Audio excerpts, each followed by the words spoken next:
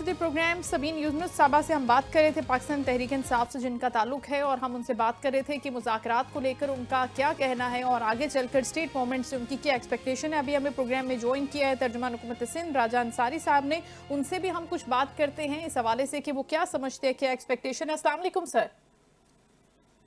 जी वालेकुम अस्सलाम। बहुत शुक्रिया सर आपके कीमती वक्त का। अभी हम पाकिस्तान तहरीक इंसाफ से गुफ्तगू भी कर रहे थे, उनकी ज़ाहिर रिप्रेजेंटेटिव थी और वो ये कह रही थी कि हम तो मुज़ाकरात करना चाहते हैं, हुकूमत सीरियस नहीं है। और ये आप उनके किसी भी रहनुमा से किसी भी वक्त में बात कर लें, उनका एक ही कहना होता है कि खुद हुकूमत सीरियस नहीं है, हम सीरियस हैं, हम बात करना चाहते हैं। हम उनको इनिशियली बता भी चुके हैं कि हमें किस पर बात करनी है। महमूद खान अचकज़ई साहब ने बात की है, राजा अल्लामा नासिर अब्बास साहब ने बात की है कि देखिए पहले जो बुनियादी हुकूक हैं उनको आप देख लें, केटर कर लें, मुलाकातों पर जो पाबंदी लगी हुई है उसको हटा लें, उसके बाद हम आपके साथ बैठ जाते हैं। तो जो एक इनिशियल डेडलॉक है, जो उनकी इनिशियल रिक्वायरमेंट भी हम कह सकते हैं, उसको क्या हुकूमत पूरा करना चाहती है, इस मूड में है या नहीं? देखिए जी, सबसे पहले तो मैं दो चीज़ों की तस्हीह कर दूं। वो ये है कि एक तो मैं हुकूमत सिंध का तर्जुमान नहीं हूं, मैं वफाकी हुकूमत का तर्जुमान हूं सिंध के लिए। ठीक है। दूसरी बात ये है कि ये जो दो लोग कह रहे हैं कि जी हम मुज़ाकरात चाहते हैं लेकिन हुकूमत संजीदा नहीं है। सबसे पहले तो ये कौम से माफ़ी मांगे कि ये बोलते रहे कि ये लोग चोर हैं, डाकू हैं। अब चोरों और डाकुओं से तो मुज़ाकरात होते नहीं हैं। इसका मतलब ये है कि जब ये मुज़ाकरात चाहते हैं तो ये बुनियादी तौर पर ये कह रहे हैं कि हुकूमत है, सियासी जमात है मुस्लिम लीग नून, और ये चोर डाकू नहीं है, इसलिए हम इनसे मुज़ाकरात कर रहे हैं। तो जो पहले हमें चोर डाकू बोलते रहे उसकी माजरत होना बड़ी ज़रूरी है। लाजिम बात है, चोर डाकू अगर समझते हैं तो फिर तो मुज़ाकरात नहीं करेंगे, क्योंकि चोर डाकुओं से मुज़ाकरात नहीं होते। अच्छा, फिर ये है कि मोहतरम वज़ीर आज़म ने इन्हें बारहा मुज़ाकरात की दावत दी, अभी रिसेंटली भी दावत दी, और उन्हें यह कहा कि आपके अगर जो भी जायज़ मुतालबात होंगे हम उस पर ज़रूर मुज़ाकरात करेंगे। अब ये कहना कि जी बुनियादी इंसानी हुकूक हैं जो है वो मुलाकात, तो मुलाकात बुनियादी इंसानी हुकूक में शामिल नहीं है। पाकिस्तान के आइन में बुनियादी हुकूक का एक चैप्टर है, उसमें कहीं भी ये नहीं लिखा हुआ कि किसी कैदी से, सजा याफ्ता मुजरिम से मुलाकात जो है वो कोई बुनियादी इंसानी हुकूक हो।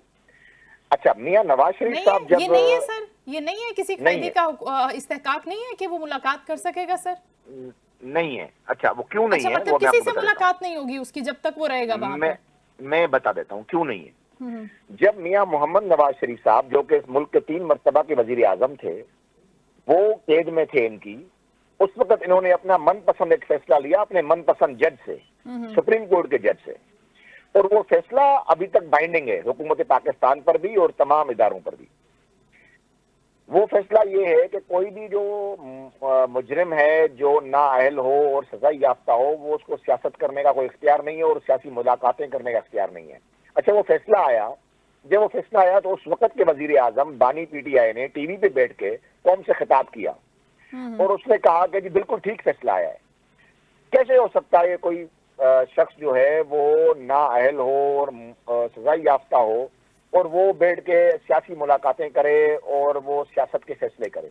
तो ये नहीं हो सकता। उन्होंने बरमला उसकी सपोर्ट की। आपने नवाज शरीफ साहब का क्या रेफरेंस दिया कि उनकी कोई पॉलिटिकल मुलाकात नहीं होती थी सर? नहीं, मियां नवाज शरीफ साहब जब कैदी थे इनके, उस वक्त ही उन्होंने फैसला लिया सुप्रीम कोर्ट ऑफ पाकिस्तान से, और उसकी वो दिफा करते रहे उस फैसले का। ठीक है। अब वो फैसला जो है वो मतलब बाइंडिंग है। ठीक है, वो सब पर लागू होता है, आज की हुकूमत पे भी लागू होता है और जेल इंतजामिया पे भी लागू होता है।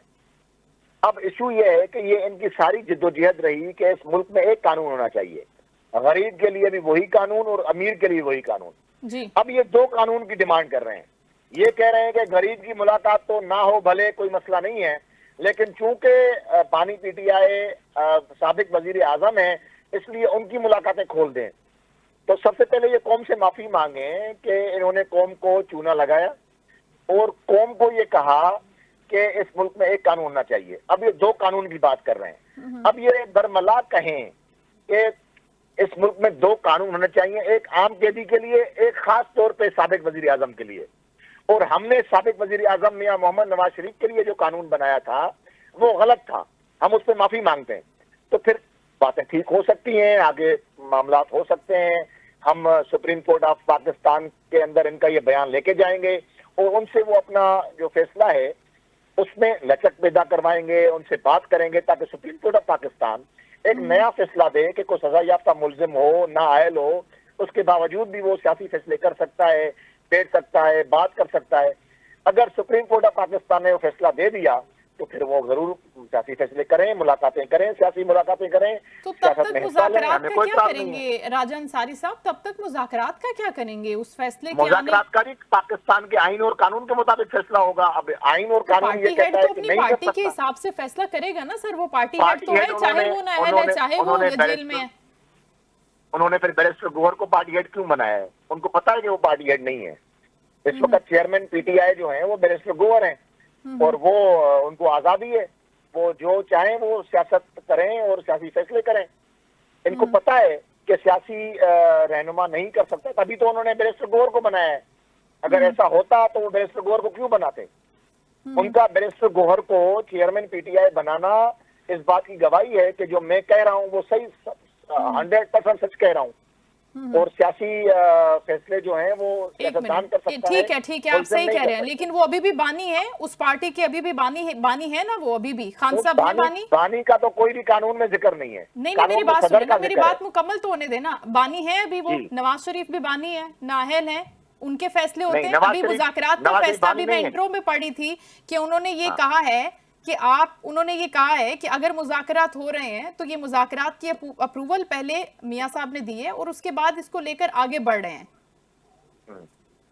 मियां नवाज शरीफ साहब इस वक्त पार्टी के इलेक्टेड प्रेसिडेंट हैं। बिल्कुल ठीक है, बानी नहीं बिल्कुल है। सही है। मैं कह नंबर रही हूँ वन। कि उन्होंने बनाई मैं है आपको पार्टी, बताऊं, खान साहब ने भी बनाई है पार्टी।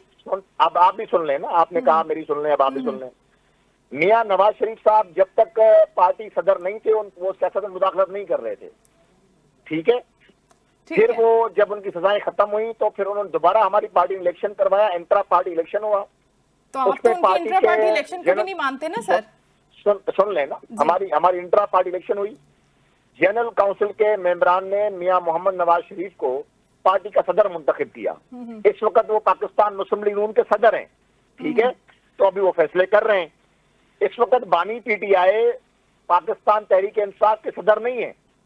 सदर जो हैं वो बैरिस्टर गौहर हैं और बैरिस्टर गौहर को सियासत करने की इजाजत है, बानी पीटीआई को नहीं है, क्योंकि वो लोग भी जानते हैं कि कानून में ऐसी कोई गुंजाइश नहीं है। कानून में गुंजाइश तब निकलेगी जब ये लोग माफी मांगेंगे, ये कहेंगे कि हम लोगों की सियासत गलत थी, हम लोगों ने ये सब कुछ गलत किया है, और फिर वो हम उसकी केस को लेकर सुप्रीम कोर्ट जाएंगे, सुप्रीम कोर्ट से एक नया फैसला लेंगे। अच्छा। और सुप्रीम कोर्ट के फैसले की रोशनी में इनकी मुलाकातें करवा देंगे। इसमें मैं कोई गलत बात बोल रहा हूं तो आप मुझे बता दें। नहीं, आप बिल्कुल ठीक कह रहे हैं, लेकिन आपकी जो वो बात है, आप ये कह रहे हैं कि उनके पास इख्तियारात नहीं है कि वो अपनी पार्टी के हवाले से कोई फैसला कर सकें। ये आपने डिसाइड किया सर खुद? हमने डिसाइड नहीं किया, उन्होंने खुद डिसाइड किया है। अच्छा। उन्होंने बैरिस्टर गौहर को पार्टी के सदर बनाकर ये खुद डिसाइड किया है कि उनका पार्टी से कोई वास्ता नहीं है, क्योंकि वो सजा याफ्ता है। बैरिस्टर गौहर साहब खुद ही कह रहे हैं कि मैं तो अपने बानी के जो फैसले हैं उनको मानूंगा। अब वो खुद अपने मुंह से कह रहे हैं, खुद फैसला नहीं कर रहे हैं। वो किसी कानून के तहत नहीं कह रहे, वो ऐसे ही कह रहे हैं। ऐसे ही तो कोई बात नहीं होती ना, वो ऐसे ही कह रहे हैं, ऐसे ही कोई बात नहीं होती। कानून ये कह रहा है कि सदर होना चाहिए, सदर ये नहीं है, सदर खुद बैरिस्टर गौहर है। अब बानी पीटीआई अगर सियासत करना चाहते हैं तो वो पार्टी के सदर बने। सदर बनने के लिए जरूरी है कि वो नाअहल ना रहें, उसके लिए उनको अदालत से रुजू करना पड़ेगा। ठीक है, उस वक्त तक उनकी कोई बात सुनी नहीं जाएगी डेफिनेटली, क्योंकि पाकिस्तान के आइन के मुताबिक और कानून के मुताबिक हुकूमत चलेगी। और वो कह रहे हैं कि पूरा पाकिस्तान इस वक्त आइन और कानून के बगैर चल रहा है। उसकी क्या तौजीहात देंगे आप, उसकी क्या रीजनिंग देंगे?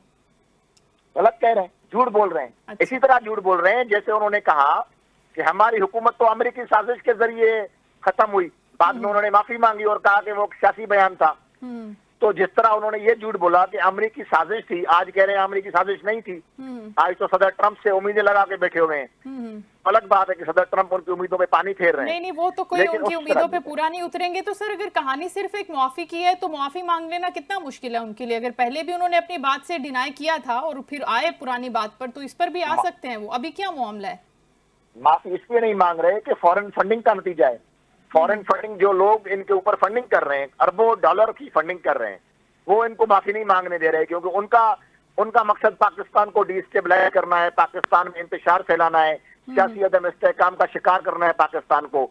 और पीटीआई उनकी प्रॉक्सी है, पैसे लेकर उनकी जो है वो जो पाकिस्तान के दुश्मन लोग हैं, खासतौर पे इंडिया, उसकी वो बात मान रहे हैं। तो अब लाजिम बात है, इन्होंने पैसे ले लिए हैं, तो अब ये अपनी बात से मुकर नहीं सकते।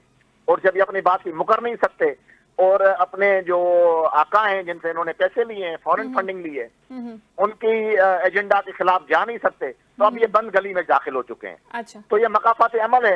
नवाज शरीफ ने कहा कि मैं अपने फैसले अल्लाह पे छोड़ता हूँ, तो आज अल्लाह की लाठी बेआवाज है और अल्लाह की लाठी बड़ी जोर से इनके ऊपर पड़ रही है।